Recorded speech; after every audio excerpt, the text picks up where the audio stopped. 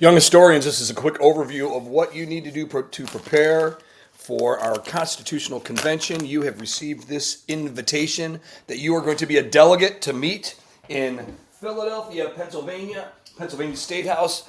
You're getting there in May of 1787, and you are going to try to make the Articles of Confederation work, to reform them, to make it adequate to the exigencies of the Union. You're going to be one of these 55 men who meet there periodically. Some of them there the whole time, some of them there a little bit at a time, some of them come and go, some of them just leave. Some of them would sort of get like almost booted out. But anyways, they make our Constitution, which totally matters today. And so this activity is really determined by you, by your preparation. So here's what you need to do. You've got three different things to prepare for, and you're going to have some time in class to do a little bit of it on Tuesday and Wednesday, and then you'll get going we'll make it happen on Thursday and Friday. All right? So we've got influencing the framers, we've got delegate preparation, and we've got the calling of the convention. We'll put them in order of, they're actually in sort of chronological order of how you would probably do it, and also probably in order of the length of time it's going to take. The first one is influencing the framers, all right? The people that are at that convention are called the framers. They framed the Constitution. So I want you to be able to identify and explain the main ideas that influence them. There's 7 main sort of events, ideas, and concepts that influence the framers that I want you to know. You already know one of them. It's the Declaration of Independence, the most important document in American history. Now I want you to look at the Roman Republic, Cincinnatus and Civic Virtue, the Magna Carta, the English Bill of Rights, the Mayflower Compact, and Montesquieu. All right? I want you to take some notes on this. What you're doing is you're going to use a website that I made. You're going to pull information out of it, and then you're going to take some notes. This is called investigating. It's trying to help me help you identify key ideas out of reading or listening or whatever, but in this case, it's reading. So for each one, for example, the Roman Republic, I want you to pull out what is the main idea, the main concept from the writing on the Roman Republic that influenced the framers.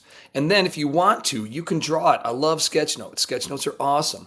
However, what you want to do is you want to draw the idea. You don't want to just draw, like Roman Republic, you don't want to just draw like something that looks like Rome, because that doesn't really represent the idea. You want to represent the idea of the Roman Republic. Same thing for each one of these. I'm going to tell you, for each one, I'm looking for like 2 to 3 to 4 words of an idea and then a description of that. Nothing major. Please, no paragraphs. That's why they're called notes.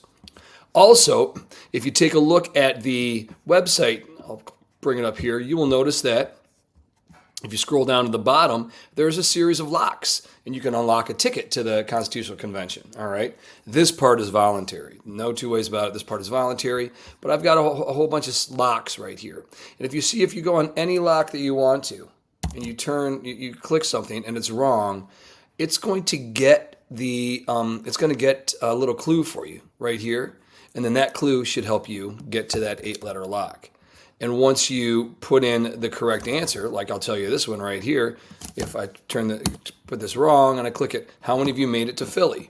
I already gave you that answer. There were 55 people. So if I click off of that now, you'll see that there's no hint. That means you got the right answer. We'll do these throughout the year. In this case, this one's totally voluntary. All right? So go with that. That's the step 1. Step 2, this is the easiest one. I want you to put on some earbuds. I want you to sit back, maybe grab a little juice box or bubbly or maybe a Diet Coke, because that's what I like, right? Get a little snack. I'm munching on some Skinny Pop right now.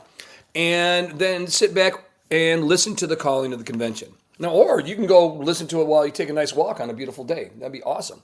But whatever the case, I want you to use the checklist that I gave you. The checklist is right here. It's on the back of your green introduction. This is what I want you to look for, and use it as a checklist. After you're done listening, go through and check off so that it's kind of reflecting on what you learned. What this is right here, it's simple. You can say it with me. This is the context of the Articles, or context of the Constitutional Convention. It kind of reviews the whole Articles of Confederation stuff that we've done in class. Alrighty? So that's the second thing, and that should be, this says Tuesday and Wednesday. I'm changing, make sure that's actually Thursday and Friday. Everything's Thursday and Friday because I moved it a day. And then finally, we've got our delegate preparation. This has to be done. This is the most important thing. If this doesn't work, or if this doesn't happen, then the activity does not work. So also, I think this is what makes the activity kind of fun. You're preparing for your role by summarizing the positions of your delegate. Remember, I said this in class, you're not one delegate, you're actually sort of a Frankenstein. You've got a whole bunch of different viewpoints of delegates that have been sewed together and then zapped with electricity. It's alive, right?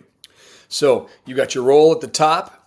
We're going to talk about 5 major conflicts: government power, representation, like how should the states be represented, election in Congress, how should Congress be elected, what should we do about an executive, and then the last thing is about the issue of slavery, which is the toughest one to talk about.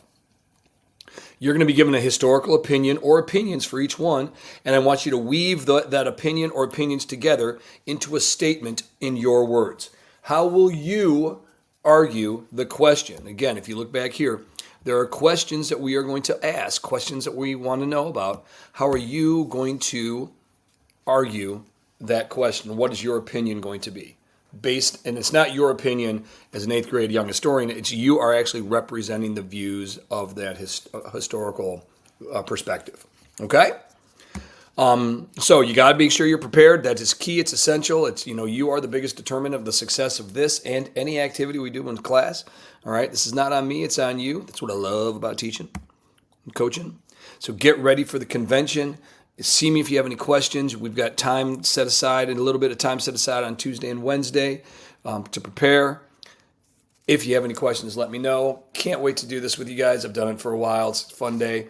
And American history rules. Let's get it on.